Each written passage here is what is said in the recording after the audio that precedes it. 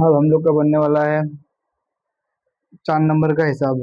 1.2 का 4 नंबर का हिसाब। 1.2 का 4 नंबर का हिसाब। बस आपको फॉर्मूला लगाना है, जो फॉर्मूला आप याद किए हैं, जो हम पढ़ाए थे पिछले टाइम। जो फॉर्मूला है वो फॉर्मूला को आपको यहाँ पे लगाना है। 4 नंबर में हम लोग सोल्यूशन करेंगे। 4 नंबर में सोल्यूशन करेंगे। 4 नंबर सोल्यूशन। तो सबसे पहले लिखना है क्या? दिया है। दिया दिया है। दिया है। आपको यहाँ पे लिखना है दिया है। दिया है में क्या क्या दिया है? HCF, HCF, HCF 306, कोमा 657, 657 ये दिया है आपको। बराबर बराबर कितना दिया है? बराबर में आपको दिया है 9। 9 दिया है। आपको एलसीएम ज्ञात करना है। एलसीएम ज्ञात करना है। 6,657 एलसीएम आपको ज्ञात करना है, निकालना है। ये आपको निकालना है। तो हम लोग का फॉर्मूला क्या होता है? हम लोग को क्या क्या दिया हुआ है? HCF। एलसीएम निकालना है, इसलिए एलसीएम बराबर पहली संख्या को हम लोग क्या लिखते हैं? PX। दूसरी संख्या क्या लिखते हैं हम लोग? दूसरी संख्या को क्या लिखते हैं? QX बटे HCF। HCF बराबर पहली संख्या कितना है? 306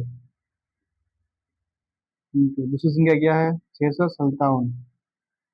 657 बटे 80। 80 कितना दिया है? 9। 80 कितना दिया है? 9। 9 तो 9 से काटेंगे। 9 सत्ते 63। 9 सत्ते 63। 9 से काटा उसको। 9 सत्ते 63। कितना बचा? 2। 7 9 37। कितना हुआ? 73। 306 इंटू 73। इसको गुना कर लो, कितना होता है? 6 18। साइड में कर लेते हैं इसको गुना। इंटू 73। 306 इंटू 73। 6 18। 3 और 1 4। 3 9 इंटू 7 6 42 हासिल 4। 7 और 4 11 हासिल 1। 7 21 1 22। 22 8 6 8 6 10 का 0, इसका 0 3 2 3 2। कितना आंसर आता है? अच्छा जो 9 सत्ते 63। इसको काट दिया। 9 सत्ते 63। 7 63 2। 2 7 27। 9 27 73। गुना किया। 6 18। 3 और 1 4। 3 9। 7 6 42। 7 6 42। 7 और 4 11 हासिल 1। 7 21। 21 और 1 22। कितना हुआ यहाँ पे? 22। 657। 657 ठीक है तो है। कितने 8 6 10 का 0 3 2। हम लोग का आंसर आ जाएगा 23 0 6। इतना ही आंसर है। अब हम लोग का बनने वाला है 5 नंबर। जांच कीजिए कि क्या जांच कीजिए कि क्या किसी प्राकृतिक संख्या n के लिए संख्या 6n का अंक पर समाप्त 0 पर समाप्त हो सकती है। तो हम लोग सबसे पहले इसको यहाँ पे सोल्यूशन कर लेंगे। सोल्यूशन सोल्यूशन कर लेंगे यहाँ पे। हम लोग का सोल्यूशन यहाँ पे होगा। यहाँ पे हम लोगों को क्या क्या देखना है? प्राकृतिक संख्या के लिए। प्राकृतिक संख्या के लिए प्राकृतिक संख्या कितना होता है? अनंत होता है। 0 1 2 3 4 5 6 प्राकृतिक संख्या आप यहाँ पे आप यहाँ पे लिख सकते हो, n बराबर 0, 1, 2, 3, 4, इतनी सी आदि तक, आदि तक आपको कितना लेना है? 6 अंक। तो हम लोग यहाँ पे 6n बराबर 6 का पावर 1, 6 का पावर 1 बराबर कितना होगा? 6 होगा ना। अब हम लेंगे 6 का पावर 2, 6 का पावर 2, यहाँ पे कितना होगा? बराबर 6 गुना 6 कितना होगा? 36। हम लेंगे 6 का पावर 3, 6 गुना 6, 6, 6 गुना 6 तो 36। 6 का क्यूब कितना होता है? 6 का क्यूब 212 या 16, 212 या 16 होता है। 6 का क्यूब 212, 216। हम लेंगे 6 का स्क्वायर 4, 6 गुना 6 गुना 6 गुना 6 कितना हुआ? 36, 36 का ऐसा कितना होगा? 1296। इसी प्रकार ये बढ़ता जाएगा, ये रुकेगा ही नहीं। तो आपको क्या लिखना है? अतः, अतः इस प्रकार, अतः इस प्रकार, अतः इस प्रकार हम पाते, हम पाते हैं कि संख्या, पाते हैं कि संख्या 6n, संख्या 6n शून्य, शून्य, शून्य पर समाप्त, शून्य पर समाप्त नहीं हो सकती, नहीं हो सकती है, नहीं हो सकती है। जहाँ, जहाँ तुम्हारे लिखना है आपको, जहाँ n एक प्राकृत प्राकृत प्राकृत संख्या है, प्राकृत संख्या है। बस ये यही आपको आंसर हो गया बाबू। इसे समझना है, सबको तुम जितना समझोगे उतना तुम्हारा आसान भाषा में बन जाएगा, आसान से आसानी से बन जाएगा। और हम लोग का सवाल नंबर कितना है? 6। 6 भी आसान है, बहुत आसान है। व्याख्या कीजिए कि 7 गुना 11 गुना 13 गुना प्लस 13 और 7 गुना 6 गुना 5 गुना 4 गुना 3 गुना 2 गुना 1 गुना प्लस 5 का भाज्य संख्या क्यों है? मतलब ये आपको दिया हुआ है, एक भाज्य संख्या क्यों है। आपको इसी प्रकार सोल्यूशन करना है। अभी सोल्यूशन करेंगे इसको। हम लोग का 5 नंबर, ये 5 नंबर बन गया। अब 6 नंबर बनेगा हम लोग का। 6 नंबर के बाद 7 नंबर, उसके बाद चैप्टर कंप्लीट। हम लोग पूरा पूरा हिस्सा बना लेंगे अभी। चैप्टर वाइज कंप्लीट करना है बाबू इसको, चैप्टर कंप्लीट हो जाएगा। हम लोग का 6 नंबर हिसाब बनेगा। 6 नंबर, 6 नंबर हिसाब बनेगा। व्याख्या कीजिए कि 7 गुना 11 गुना 13 गुना प्लस 13 और 7 गुना 6 गुना प्लस 5 गुना प्लस 4 गुना प्लस 3 गुना प्लस 2 गुना प्लस 1 गुना प्लस भाज्य संख्या क्यों है। तो यहाँ पे हम लोग डायरेक्ट लिखेंगे सोल्यूशन। सोल्यूशन कितना करना है बाबू? 7 गुना 11 गुना 7 गुना 11 गुना 13 गुना प्लस 13 और और 7 गुना 6 गुना 5 गुना 4 गुना 3 गुना 2 गुना है बाबू। 3 गुना 2 गुना 1 प्लस 5 गुना 1 प्लस 5। बस आपको इतना ही लिखना है। अब यहाँ पे हम लोग करेंगे बराबर, इस तरह से हम लोग यहाँ पे करेंगे। कितना है? तो पूरा को गुणा करना है, इसको इसको इसको इसको जोड़ना है।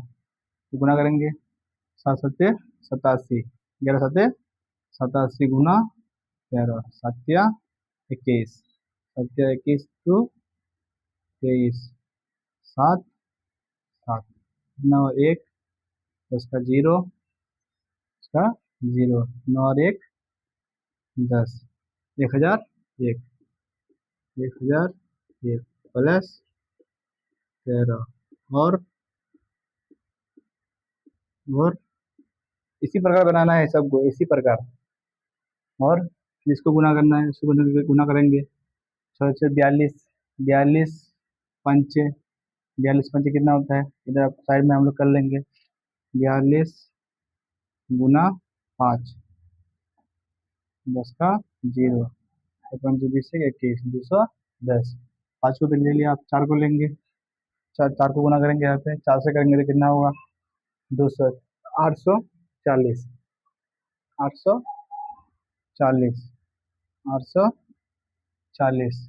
अब 3 से करना है, 3 से गुना करेंगे, 3 से गुना करेंगे तो यहाँ पे हम लोग का होगा 0, 12, 12 का 2 हासिल 1, 24 1 25, 2520।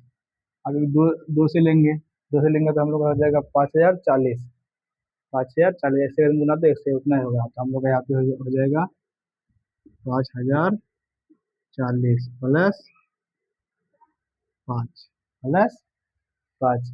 बस इसी को आप जोड़ना है, इसी को जोड़ना है।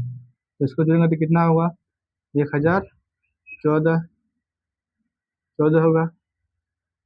और इसको जोड़ेंगे तो कितना होगा, 5045।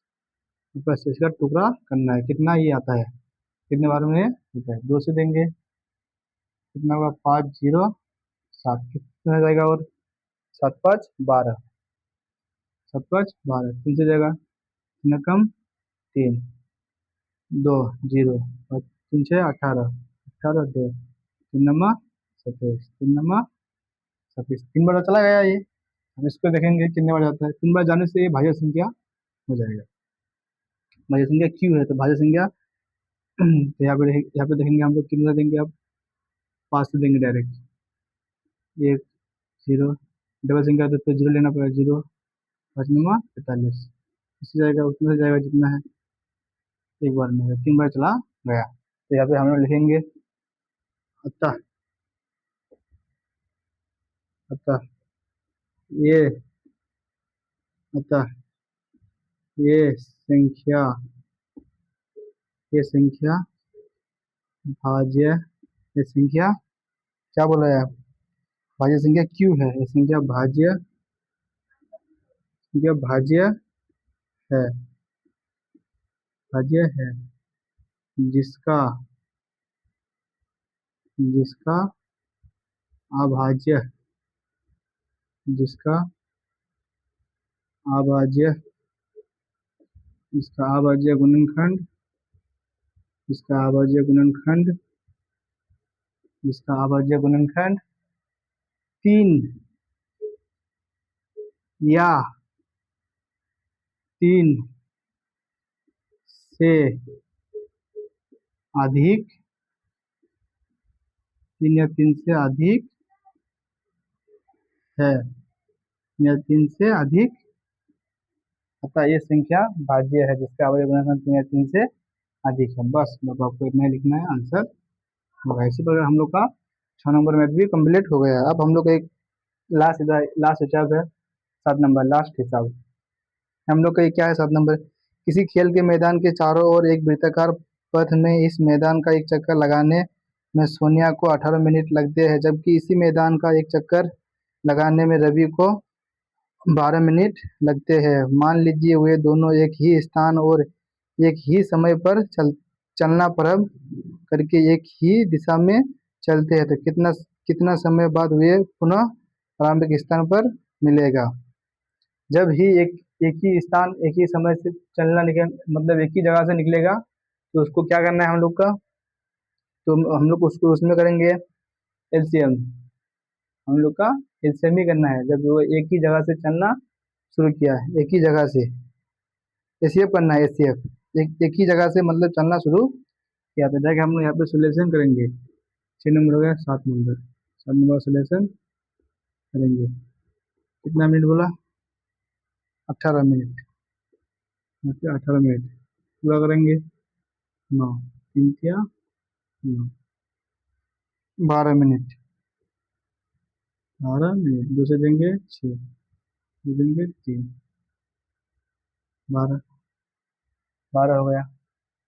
जब ही एक ही समय एक ही स्थान के बाद बोलेगा, आपको एलसीएम करना है। एलसीएम करना है जब अलग अलग स्थान से निकलेगा, तब आपको एचसीएफ करना है, या आपको एलसीएम करना होगा। अब देखो, आप दोनों दोनों में लेंगे। अब एलसीएम बराबर, एलसीएम बराबर, अच्छा तो हम लोग एलसीएम लेंगे। कितने बार है? 3 बार। 2 बार, 3 का स्क्वायर 9, 2 कितना है? 4, 9 का 9, 9, 9, 32, कितना आया? 32। एलसीएम कितना है? 32। बस आपको इतना ही करना है, बस आप परिभाषा लिख दो। अब लास्ट में लिख दो अतः, अब लिख दो अतः सोनिया, अतः सोनिया और, अतः सोनिया और रवि, अतः सोनिया और रवि, अतः सोनिया और रवि पुनः पुनः पुनः प्रारंभिक प्रारंभिक प्रारंभिक स्थान पर, कितना आया? 32 मिनट, 32 मिनट बाद मिलेगी, मिलेगी। बस बाबू, आपको इतना ही करना है, ये आपका आंसर हो गया। बहुत ही शॉर्ट है, बहुत ही आसान है, बस आपको समझना है। इतना इतना परिभाषा देख के मत डरो, देख के बड़ा हिसाब है, ये है, बट डरना ही नहीं है। बस आपको हसरी बनाना है। हम लोग का 1.2 भी कंप्लीट हो गया।